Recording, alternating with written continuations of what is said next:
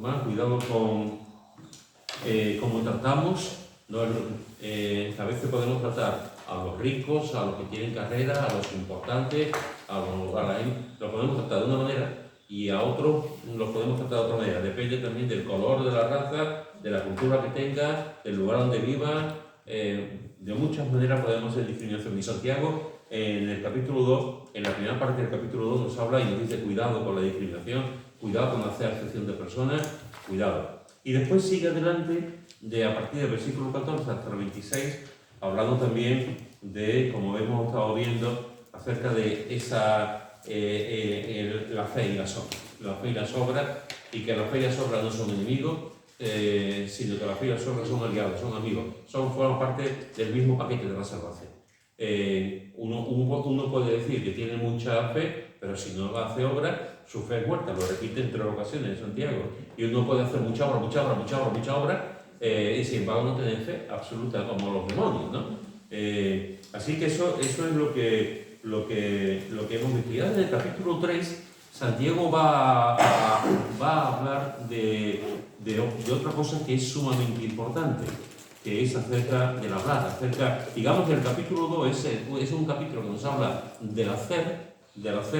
El capítulo 3 va a hablar de lo que tenemos que hablar, de cómo tenemos que hablar, de cómo tiene que ser nuestra ley, nuestra palabra. En los primeros 12 versículos habla de la lengua, y en los versículos 13 al 18, que no vamos a verlo porque lo vimos hace tiempo, si os acordáis, cuando hablamos de la sabiduría, pues en estos versículos 13 al 18 habla también de la importancia de ser sabio a la hora de hablar, a la hora de decir las cosas. Y este capítulo pues habla sobre esto. Santiago le da mucha importancia a la lengua, le da muchísima importancia al hablar. A lo largo del libro, repartido por varios sitios, encontramos momentos en el que él pues habla de la lengua. Del versículo 19 del capítulo 1 dice: por esto, mis amados hermanos, todo hombre sea pronto para oír, tardo para hablar. Y que recordáis, tuvimos también varias semanas hablando de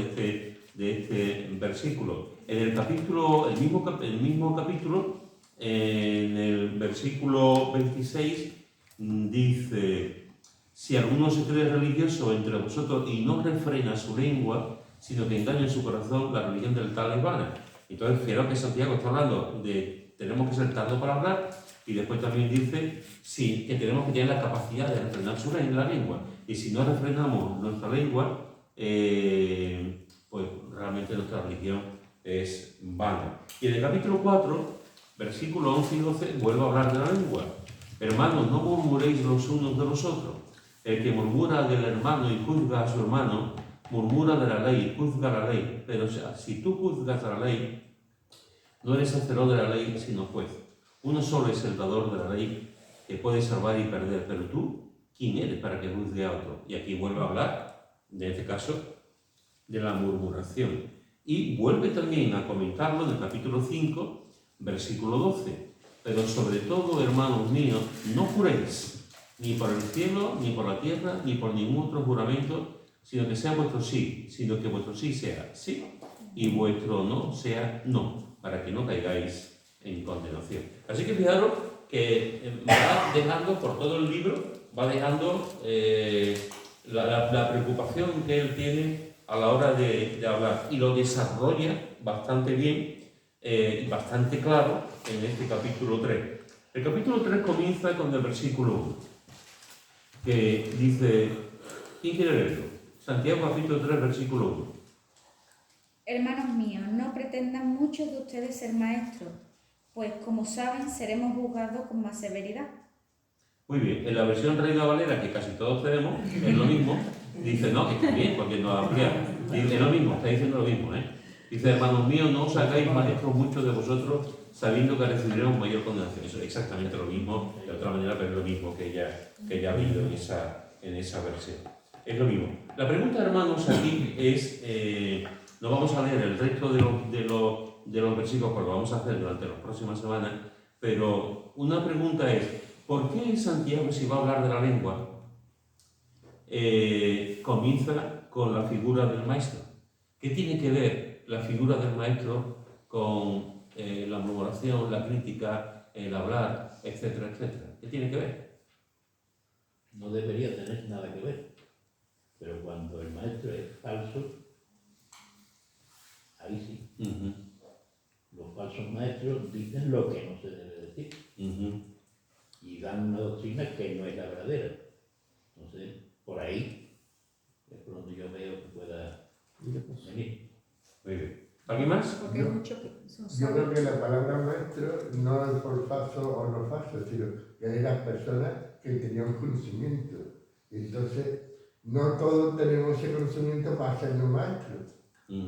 Por eso, y si somos maestros, contra más sepamos, más condenados, más nos va a dar. Pero ahí dice antes de maestro, dice hagáis, no os hagáis maestros. Claro, por ejemplo, yo, no me hagan los maestros, pero a los que no somos maestros. Ahí se refiere, no hagáis a los que no somos maestros. Muy bien.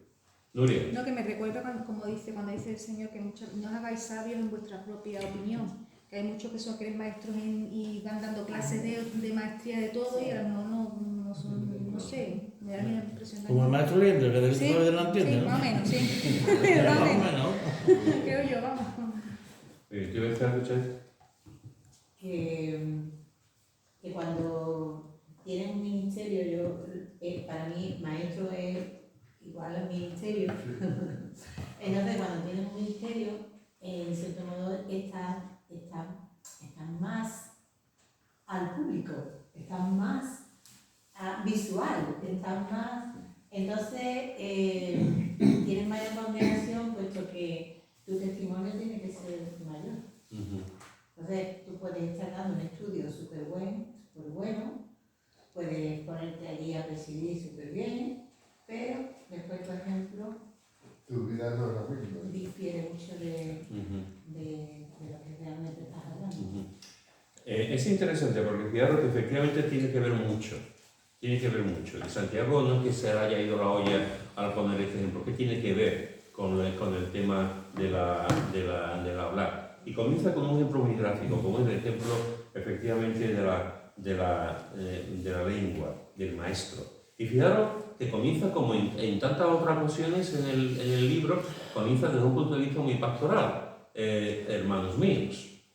Y sigue hablando con mucho cariño de la gente a la que escribe la carta, ¿no? Ese cariño se ve continuamente en la carta. Es increíble cómo él tiene esa capacidad de decir las cosas, de expresarlas, dice cosas muy fuertes, pero siempre va con el amor por delante, ¿no? En este caso con un calificativo tan bonito como en otros momentos de hermanos míos. Y fijaos que dice, no os hagáis maestros muchos de vosotros. No os hagáis maestros muchos de vosotros.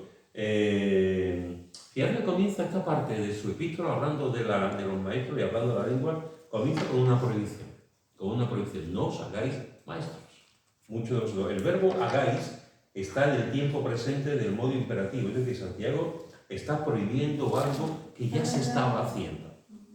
Está prohibiendo algo que ya se estaba haciendo. Es decir, había hermanos que ya estaban enseñando y no lo estaban haciendo bien. Y tampoco tenían el don ni la capacidad de poder hacerlo. Esto existía, no sé por qué, ¿no? Alguna vez he comentado, hermano, a lo largo de mi ministerio, yo os lo he dicho en varias ocasiones, yo jamás le he dicho al Señor, le he dicho al Señor que yo quería ser pastor. O sea, creedme, yo nunca le he dicho al Señor, Señor, yo quiero ser pastor. Yo lo que le dije al Señor, Señor, yo quiero servirte.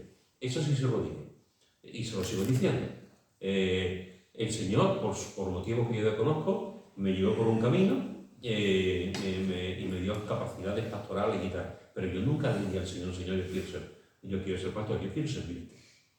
Pues a lo largo de mi vida como creyente y en el ministerio pastoral, yo he visto una cantidad de veces a personas que no quieren ser pastores. Las iglesias están llenas de gente que no quiere ser pastor. Pero todo el mundo quiere ser pastor. Esto va a ser una contradicción. O sea, te encuentras con gente que dice, no, yo no quiero ser pastor.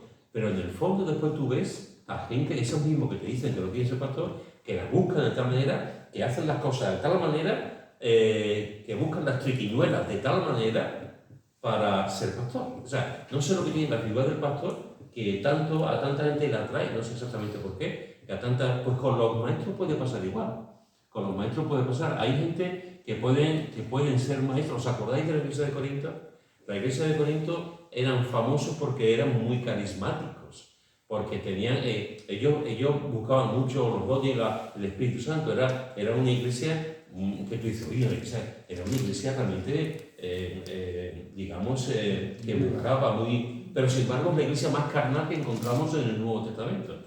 Era una iglesia, hasta permitían el pecado, había una serie de cosas ahí en la iglesia de Corinto, que Pablo tiene que decirle, habla de espiritual, habla de carnales. Sin embargo era una iglesia que, valoraba o sobrevaloraba los dones espirituales. Pues hay veces que las personas con el tema de los maestros también quieren eso, pues, sobrevaloran el tema de la enseñanza. Cuando Santiago está diciendo esto, no está prohibiendo el don de la enseñanza, ni está prohibiendo que se enseñe, evidentemente. Es igual que cuando a Moisés le dicen, hay gente que está profetizando, y Moisés dice, ojalá todos profetizasen.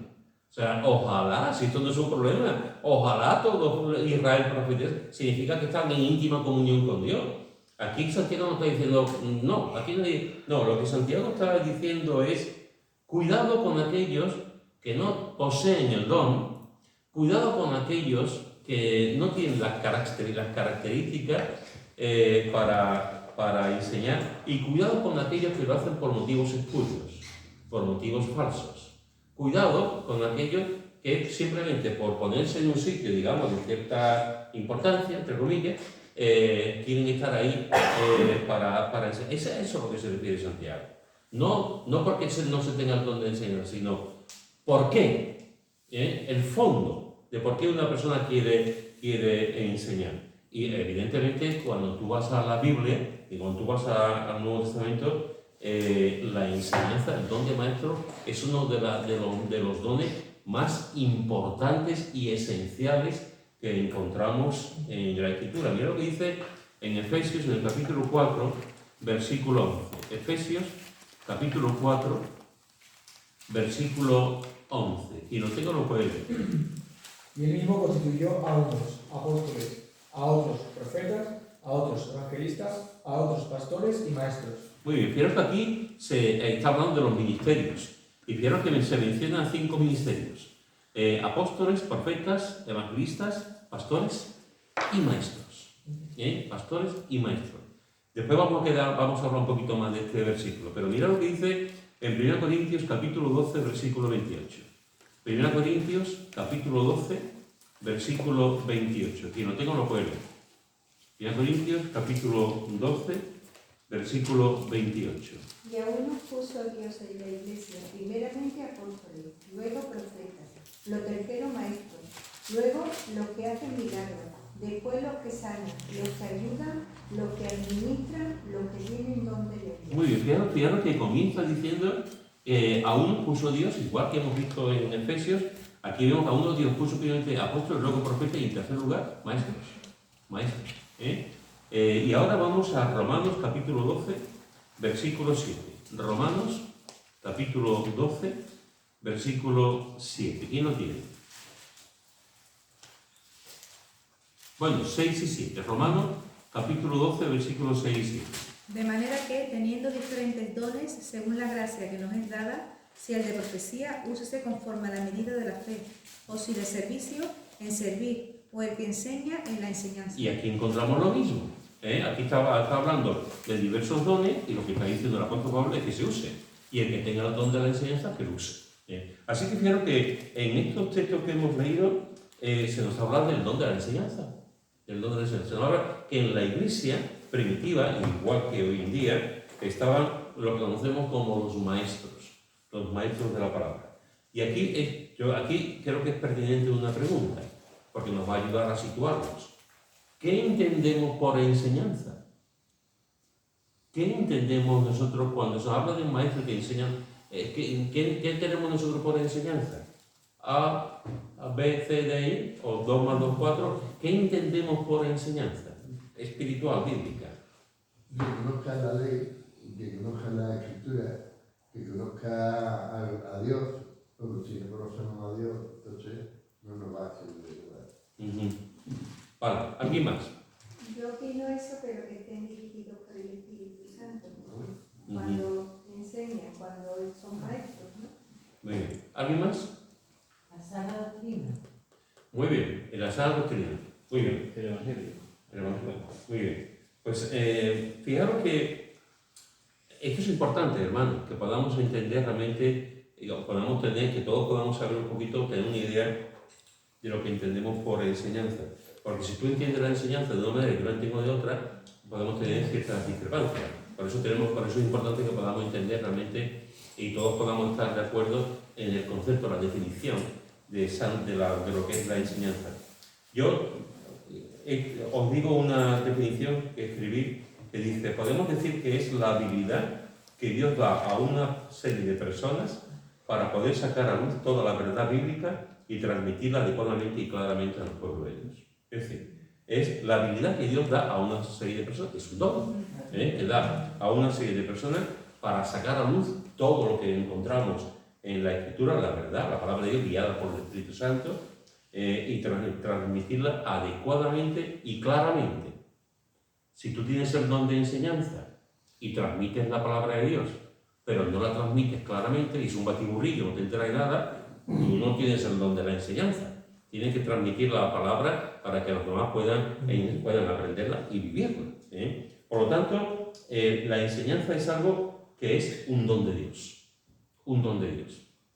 Que Dios da directamente. No dice también la palabra que busquemos Los dones espirituales, efectivamente. Mirad lo que dice en 1 Corintios capítulo 12, 1 Corintios capítulo 12, versículos 7 y 11. ¿Quién lo tiene? 1 Corintios capítulo 12, versículos 7 y el 12, y el 11, perdón. Pero cada uno.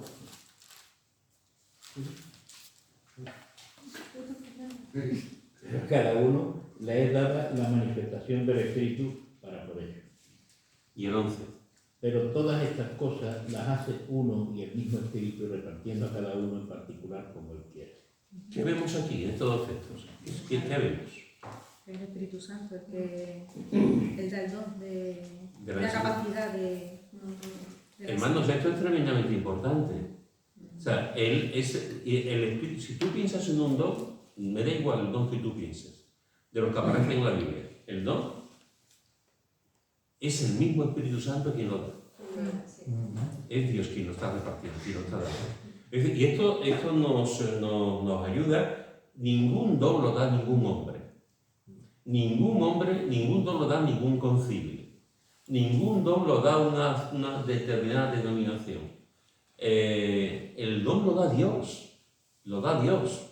Entonces, Dios da directamente a quien quiere, como Él quiere, porque quiere. O sea, y una verdad que encontramos en la Escritura, que aquí se ve claramente y en otros textos también, es que todos los creyentes, como mínimo, tenemos un don.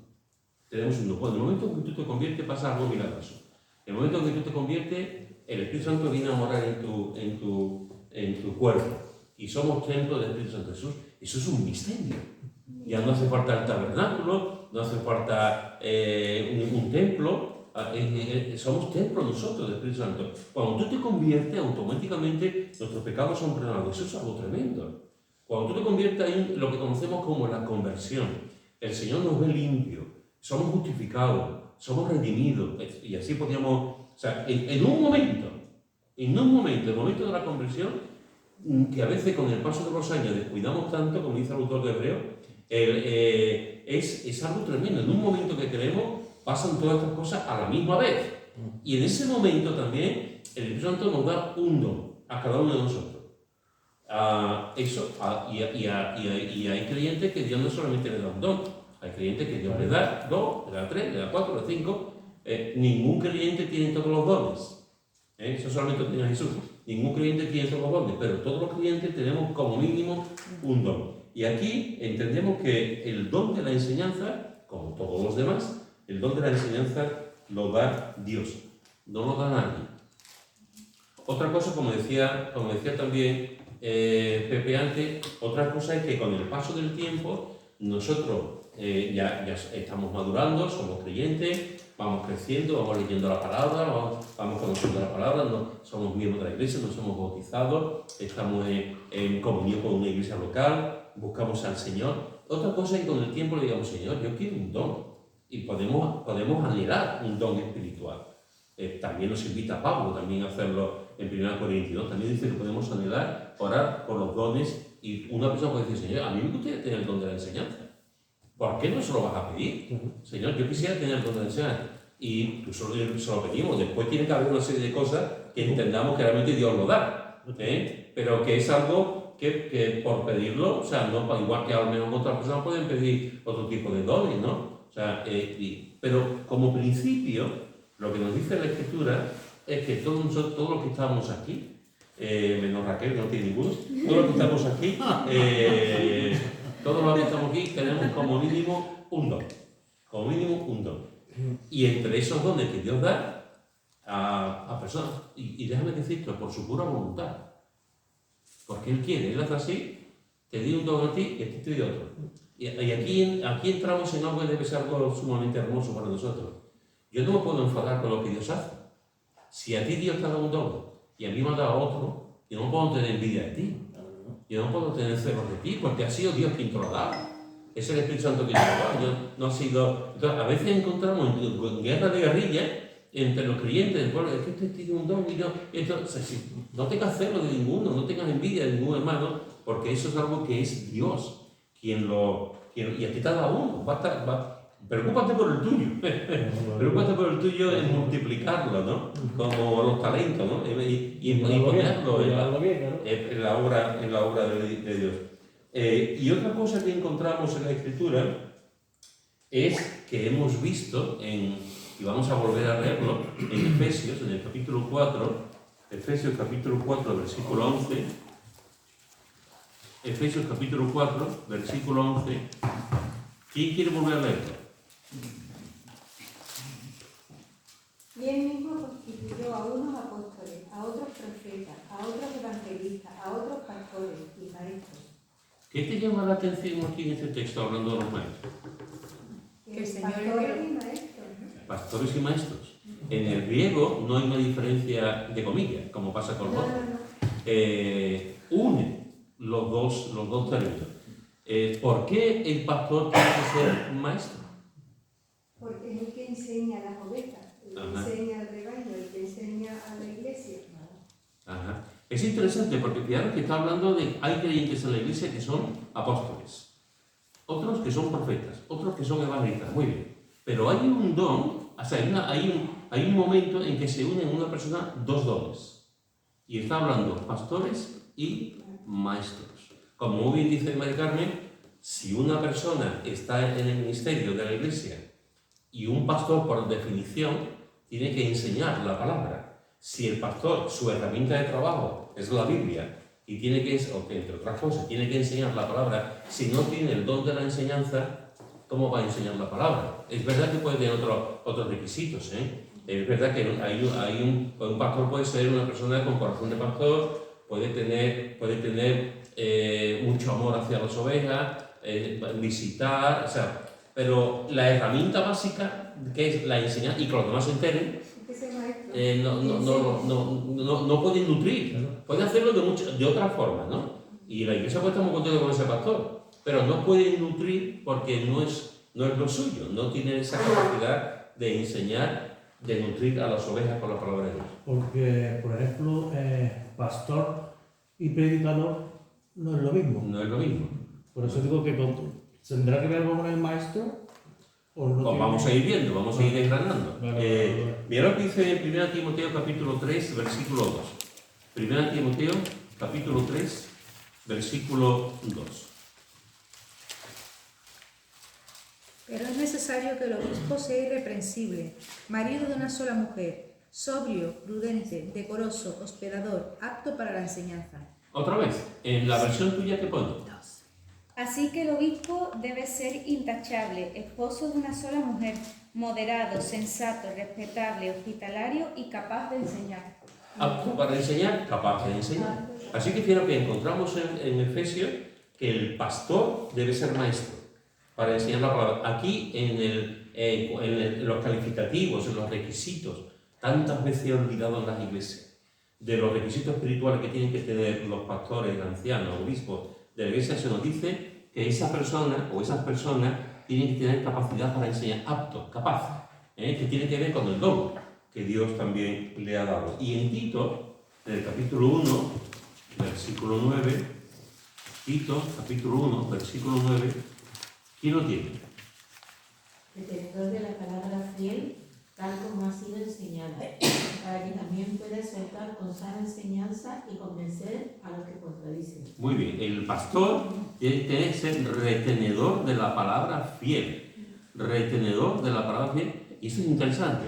Tal como ha sido enseñada, es decir, una cadena, yo te enseño, tú enseñas al otro, etc., para que también pueda exhortar, ¿con qué? Con sana enseñanza. Con sana enseñanza. Mirad, hermano, aquí no, entre nosotros no, pero todos nosotros de aquí sabemos que los lobos están. Y vamos a ver algunos versículos también. Todos los que estamos aquí sabemos, algunos precisamente por experiencia, otros porque lo han oído. Hay lobos en las iglesias y hay falsos maestros en la iglesia, antes lo decía Xavi también. Y hay gente que puede venir cada uno con sus ideas. Y el pastor debe de tener muy claro la palabra de Dios para enseñar también a los que contradicen. Y para poner las cosas como dice también, como enseña también la palabra. Así que fijaros que lo que estamos viendo es que la Biblia nos habla de que hay una capacidad que Dios da en la iglesia que es la de maestro. Es una función súper importante, muy importante, la de poder enseñar la palabra de Dios, esencial, imprescindible, de poder enseñar la palabra de Dios. Nos dice que es un don, y hemos visto que es un don. Nos dice que el pastor debe de tenerlo, porque es importante realmente que el pastor sea alguien que tenga ese don de enseñanza, y que es importante que lo podamos entender, que podamos... Antes estaba diciendo José Luis el tema del predicador. Hay maestros, yo soy de los que piensan que el pastor, como dice la Escritura, yo no puedo moverme ni un ápice de lo que dice la Escritura, porque además la Escritura dice pastor y maestro. Sin embargo, hay maestros que no son pastores, que después vamos a ir también viendo.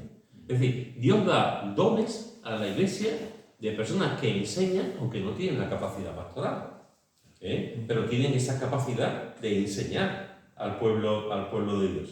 Mirad lo que dice en 1 Timoteo capítulo 5, versículo 17. 1 Timoteo capítulo 5, versículo 17. ¿Quién lo tiene? Los ancianos que gobiernan bien sean tenidos por dignos de doble honor, mayormente los que trabajan en predicar y enseñar. ¿Qué vemos aquí? Ancianos que gobiernan bien. ¿Qué tiene la Tiene doble honor. ¿Qué? En enseñar, que tiene doble honor. En predicar y en enseñar a la misma vez. Predicar y enseñar. Es decir, en la Biblia encontramos que hay pastores, que hay ancianos en las iglesias. Y en la Biblia encontramos que no todos esos pastores o ancianos tienen el don de la enseñanza. Pero sin embargo sí hay un don del liderazgo. Porque fijaros que dice los ancianos que gobiernan bien, sean tenidos por dignos de doble honor. Es decir, que hay dentro de la iglesia, puede haber en el consejo de la iglesia personas que gobiernan bien, que tienen el don del liderazgo, que están puestos por el Señor, que la iglesia lo nota, lo ve, lo reconoce. Pero fijaros que también hace una distinción, que es mayormente dentro de ese grupo de pastores, de ese grupo de ancianos, mayormente los que trabajan en predicar e enseñar. Es decir, se han tenido doble honor todo, pero mayormente los que trabajan en predicar y enseñar. La pregunta es, ¿por qué tienen que tener doble honor, más honor, que los que son los demás que no tienen esa enseñanza, esa capacidad de enseñar? ¿Por qué los que tienen la enseñanza y la predicación tienen más honor que los demás ancianos, los demás pastores? ¿Por qué? Porque la enseñanza y la predicación son columnas de la iglesia. Efectivamente. Son columnas de la iglesia. Además, una mala predicación, una mala enseñanza estropea una iglesia. Así es. Así es. Es interesante porque en el griego se ve mucho, se ve mejor, pero cuando está hablando de los ancianos que gobiernan bien se han tenido por digno de doble honor, mayormente lo que trabajan en predicar, aunque esto parezca poco espiritual, pero espiritual, el dinero siempre es espiritual también. Está hablando de que ese doble honor sea que se pague su trabajo. Eso es lo que está diciendo. Ese doble honor, ese honor que está por encima de lo que se cobre su salario. ¿Por qué? Porque los que predican y los que enseñan, aparte de dedicar tiempo a las ovejas, a la iglesia, como los demás ancianos, el que predica y que enseña, ¿qué es lo que tiene que hacer?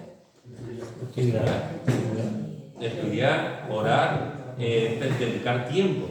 Entonces, si tú no dedicas tiempo a eso, ¿cómo lo vas a hacer bien? Hay una corriente, para mí una corriente que nunca lo he entendido, hay una corriente en el contexto evangélico de personas que dicen, yo no me preparo.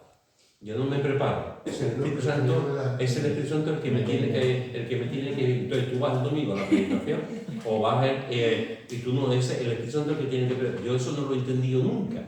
Pero hay una... Porque tú no has ido... Eso sí. Porque tú no has ido a un colegio de curas. Y no lo tienes entendido. La ciencia infusa. La ciencia infusa, eso es lo que dicen ellos. Es que a ti te viene la ciencia infusa. Y yo digo, sí, por eso el Papa Habla chándela. no nos falla nunca. ¿No? Pues, ¿por qué? Porque hay personas que creen en un falso concepto de unción, de que pueden predicar. Normalmente las personas que no preparan las predicaciones o las enseñanzas, porque también hay diferencia entre predicar y enseñar, que ya veremos, que no preparan, normalmente lo que hacen es un batiburrillo de ideas. Al final lo único que hacen es repetirse constantemente, porque tú puedes decir una cosa un día, un domingo, algo, pero tú si no te preparas, al final vas a repetir lo que hay en tu corazón. Al final vas a repetir tus ideas más importantes, lo que para ti te atrae, ¿no? Y lo que nos dice la Escritura es que esas personas, esos pastores que están mayormente, que predican, se les debe de pagar su sueldo, de pagar su salario porque están dedicando horas al estudio. Y están apartando del trabajo, están apartando de su familia y están trabajando. En ese punto están trabajando. Entonces, digno de su salario. Entonces, bueno, es igual, todos hemos entendido. Entonces, fijaros que efectivamente puede haber ancianos aquí en las iglesias que nos enseñen, sí. ¿Son gente que son líderes en la iglesia? Sí. ¿Están puestos por Dios? Sí. ¿Tenemos que respetarlos? Sí. ¿Son hombres de Dios? Sí. Pero también en ese consejo hay un grupo de personas que Dios pone, que no lo ponen los hombres, que tienen la capacidad de enseñar y predicar. Y a esas personas la iglesia tiene que reconocerlos.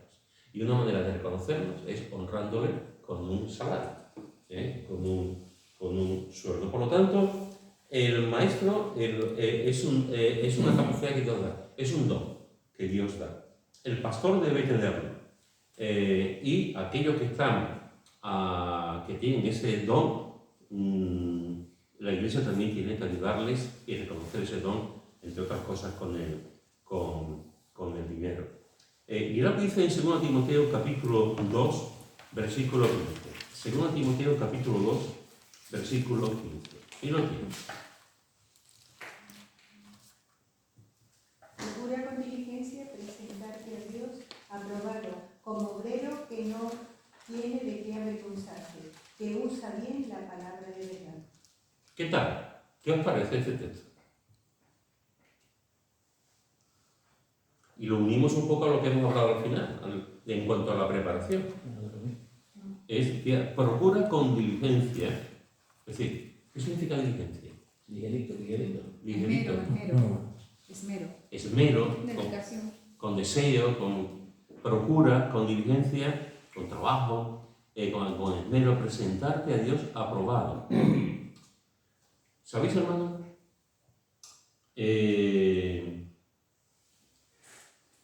Esto que se acaba de leer y que es en tan poco tiempo, por una audiencia presentar de aprobado, esto nos debería dar miedo. A los que tienen el don de la enseñanza y los que predican en la iglesia, debería dar miedo. Porque quien nos va a mirar, quien nos va a aprobar o desaprobar es Dios mismo. Es Dios mismo. Entonces, no enseñamos para la iglesia, aunque sí, evidentemente.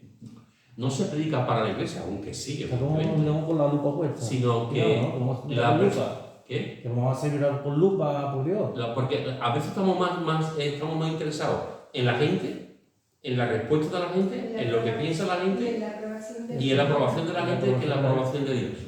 Por eso muchas veces se predica lo que la gente quiere escuchar. Por eso muchas veces la enseñanza está online.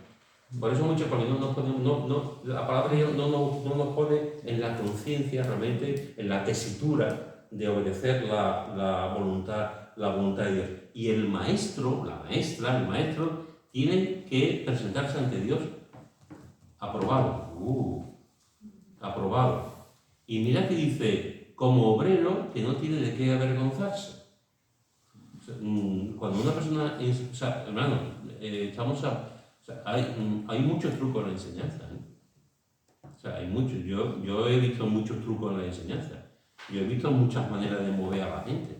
Yo he visto gente cómo se juega con los sentimientos y las emociones de la gente. Yo he visto cómo hay música que va increciendo para levantar para poner un momento manipular a través de la música, a través del sonido, a través de una fraseología, de unas palabras determinantes, ¿no? Y se manipula a la gente. Y sin embargo, Dios te dice, como veo que no tiene de qué avergonzar, tú tienes que predicar y enseñar la palabra lo mejor que puedes. No somos perfectos, el único gran predicador que yo conozco es Jesús. No somos perfectos, pero tenemos que intentar enseñar la palabra, y cuando hablo de enseñar la palabra me refiero el maestro que enseña a un niño, la maestra dominical que enseña a un grupo de mujeres, a un joven que enseña que discipula a otro joven. Es decir, aquel que tiene la enseñanza, sea a uno o dos, o sea a un grupo de 100 o de 50, da igual. El que tiene esa capacidad, evidentemente, la persona que va a enseñar a un grupo numeroso, por definición, va a tener más, porque hay más gente escuchando, ¿no? Pero la responsabilidad es la misma. Tú tienes que enseñar de una forma que no te avergüence, que nadie te diga, es que tú has hecho esto, es que tú me has manipulado, es que tú me has engañado, es que tú has buscado otra cosa, es que tú has buscado, y fíjate que dice, lo cual para nada aprovecha, efectivamente, sino que es para perdición de los oyentes. Nos está diciendo, como veo que no tiene de qué avergonzarse, que usa bien la palabra de verdad. Estaba bien el versículo antes. La palabra de verdad, que usa la palabra de verdad. No la manipulación, ni la mentira, ni el ocultamiento, sino la palabra de verdad. Esto en los tiempos que vivimos siempre es importante. Basta con leer los profetas para darte cuenta de eso. Los profetas enseñaban la palabra de Dios y los despreciaban. Y los profetas que los mataban.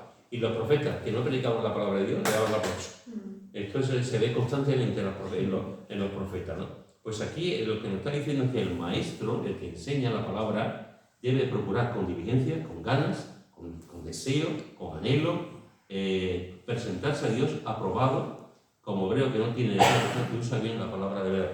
La palabra que aquí se traduce, la palabra de verdad, en el griego es como si tú tuvieses un paño y con una tijera vas cortando. Y vas cortando con una línea recta. Entonces vas cortando el paño con la tijera en una línea recta. Traza bien la palabra de Dios rectamente. Rectamente. Esa palabra de Dios y la vas enseñando bien. Si nos vamos a Esdras, hay un versículo tremendo en Esdras capítulo 7, versículo 10. Esdras, quien lo tenga, Esdras capítulo 7, versículo 10. Porque Esdras había preparado su corazón para inquirir la ley de Jehová y para cumplirla, y para enseñar a Israel sus estatutos y decretos. Muy bien, ¿qué vemos aquí acerca de la importancia de él. ¿Qué es lo que hacía Esdras para enseñar? Preparar su corazón. Muy bien. Es interesante el orden. Hermanos, es interesante el orden. Para enseñar. Porque Esdras había preparado primero su corazón. Su corazón. Una vez que prepara su corazón delante de Dios, en oración, buscando al Señor, para inquirir, es decir, para estudiar, para averiguar, para meterse en el texto. Preparo mi corazón delante de Dios, preparo mi mente, preparo mi alma delante de Dios, me pongo a estudiar la ley de Jehová, investigo y la cumplo, la vivo, la intento vivir. O sea, no soy un falso. Esta no se puede hablar. He estudiado esto y tal, y ahora digo algo que yo digo esto, pero como se dice tantas veces, algo que yo digo, pero no lo que yo hago. Pues no, esta no era así. Para cumplirla, y entonces, una vez que él ha preparado su corazón, ha inquirido, él mismo lo aplica a su propia vida. E entonces, llega al último, para enseñar en Israel los estatutos y los decretos de Dios. Fijaros el orden, que es un poco también lo que estamos viendo en 1 Timoteo capítulo 2, versículo 15. Ese orden de saber que se está enseñando la palabra de Dios, y prepararse. El maestro debe de calentar su alma para enseñar la palabra de Dios. ¿Y qué es lo que debe enseñar el maestro? Bueno, te lo digo, Charo. Vamos a Tito, capítulo 2, versículo 1. Tito, capítulo 2, versículo 1. ¿Quién lo tiene? Pero tú hablas de lo que está de acuerdo con la sana doctrina. ¿Qué os parece? La pregunta, hermanos, aquí es inevitable, creo. ¿Y qué es la sana doctrina? La palabra de Dios. La palabra de Dios, efectivamente. Y fijaros que le está diciendo a Tito, le está diciendo, tú hablas no lo que esté de acuerdo contigo, ni siquiera lo que esté de acuerdo conmigo, como Pablo, como maestro que soy tuyo. Tú hablas lo que está de acuerdo con la sana doctrina. Y la sana doctrina, hermano, siempre, siempre, siempre parte de aquí. De aquí, no de sueños, no de visiones, que todo tiene su momento, pero tú no puedes enseñar a través de visiones y de sueños de Dios. La palabra de Dios. O sea, enseñamos, la persona que enseña, que tiene esa responsabilidad ante de Dios, tiene que enseñar, la sana doctrina siempre es enseñar la palabra de Dios. La enseñanza de la palabra de Dios es, permitirme que lo diga también, cristocéntrica. Cristocéntrica. Y el maestro debe de ver a Cristo en todas partes de la palabra de Dios. Desde Génesis hasta Apocalipsis, como pasó con los discípulos de Maús, que Jesús empezó a enseñarle todo lo que de él decían las escrituras del Antiguo Testamento. Y eso se está perdiendo también, porque hoy en día la predicación muchas veces no refleja el carácter, la dulzura, la persona, la doctrina, la enseñanza, los milagros, el hacer de Cristo.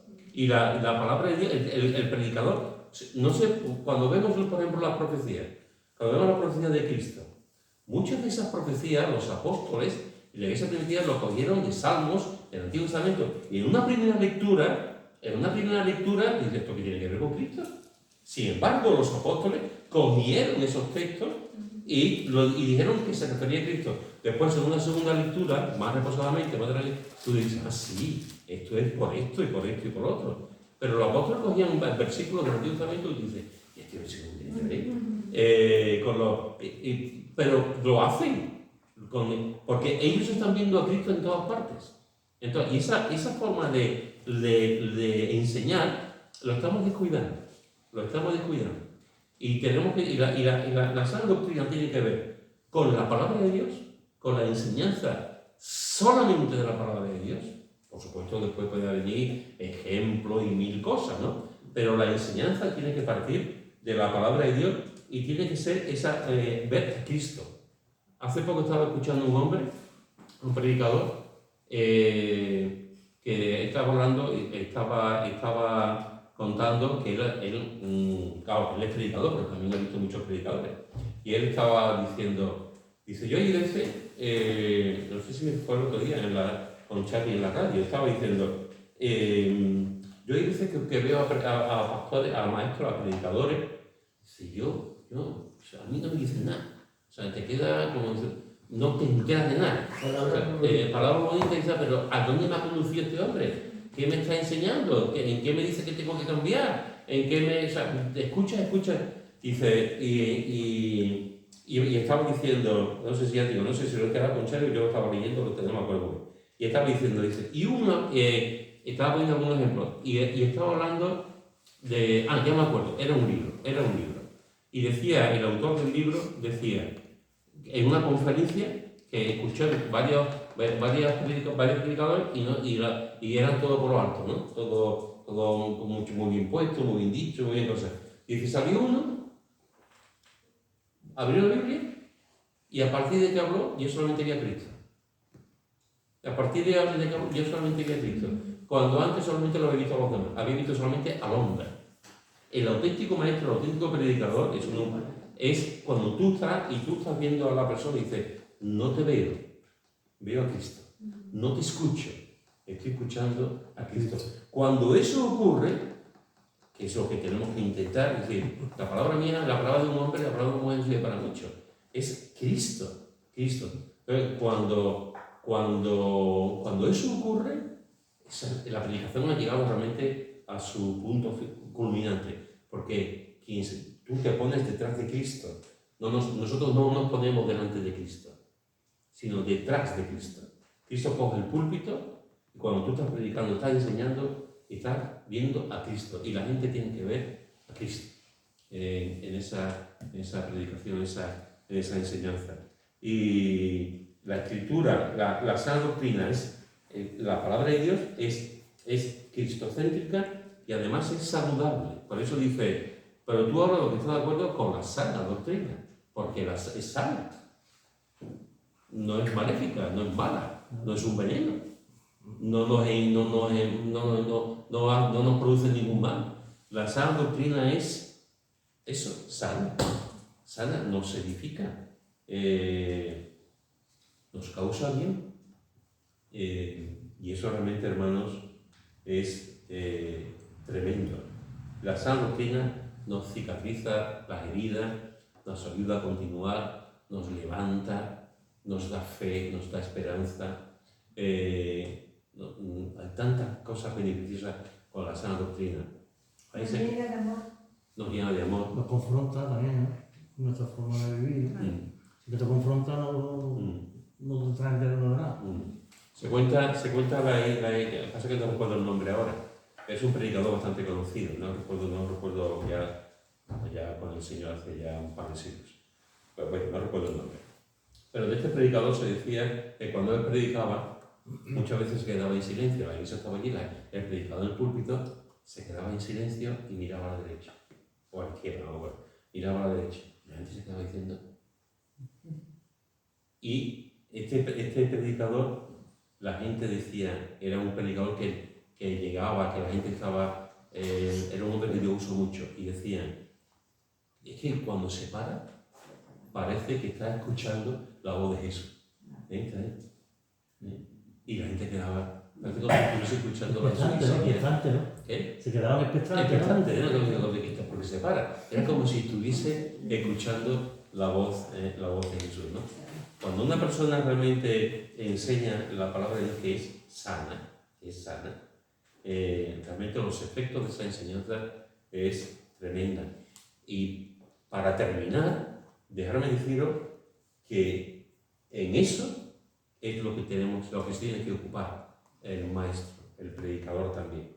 1 Timoteo capítulo 4, versículo 13. 1 Timoteo capítulo 4, versículo 13. Y lo tengo, lo puedes leer. 13. Entre tanto que voy, ocúpate en la lectura, la exhortación y la enseñanza. En tu versión, ¿cómo pone, Raquel? En tanto que llego, dedícate a la lectura pública de las Escrituras y a enseñar y animar a los hermanos. Muy bien. Entre tanto que voy, querido Timoteo, mientras que yo llego, tú ocúpate en la lectura, y más interesante, en la lectura pública, cosa que hoy en día no se hace. Hace ya mucho tiempo que, pero en la iglesia primitiva se leía el libro Filipenses, por ejemplo. claro, no había la Biblia como la tenemos nosotros. Hoy día podemos leer la Biblia nosotros. En aquella época no. Entonces tú estabas en una iglesia y le llegaba una copia del Filipenses. Entonces estaba el lector, la figura del lector, y el lector leía toda la carta de Pablo, hermano, y leía la carta. Eso es lo que está hablando aquí. Ocúpate en la lectura pública de la palabra. Eso es muy importante, porque como hoy día hay un desconocimiento tan atroz de la palabra de Dios, ocúpate en la lectura de la palabra. Ocúpate también en la exhortación, que ahí en la versión tuya es Enseñar y animar a los hermanos. animar, que es una de las cosas de la enseñanza, de la predicación, es también el ánimo, por supuesto que sí. Y después dice, y en la enseñanza. Y Pablo le está diciendo a Timoteo, ocúpate, no te hagas el vago, no te hagas el vago. O sea, dedícate a eso, a ocuparte en eso, que eso realmente es parte fundamental, querido Timoteo, parte fundamental de tu ministerio como pastor en la iglesia. Así que, hermanos y hermanas, hoy hemos visto, continuaremos la semana que viene, hemos visto que Santiago va a empezar a hablar acerca de la lengua, de la murmuración, de la crítica, del daño que puede hacer la lengua. Y comienza con un ejemplo de una persona que trabaja con la voz, que trabaja con la palabra, que trabaja con la boca, que es el maestro. Y le dice, hermanos míos, no os hagáis maestros, muchos de vosotros, sabiendo que recibirán mayor condenación. Y hemos visto la importancia del don de la enseñanza. Hemos visto que Dios, el Espíritu Santo, es el que reparte los dones, entre ellos el don de la enseñanza. Hemos visto que el pastor es pastor y maestro, aunque pueda haber maestros que no son pastores, que enseñan en la iglesia. Hemos visto que los maestros, los pastores que son maestros, la iglesia debe reconocerlos económicamente. Hemos visto que un maestro debe usar bien la palabra de Dios, trazar bien la palabra de Dios. Hemos visto que un maestro debe de enseñar la sana doctrina y no otra cuestión, la sana doctrina. Y hemos visto que el maestro debe ocuparse en su trabajo, en su ministerio, en lo que Dios le ha dado y desarrollar ese. ¿Algún comentario?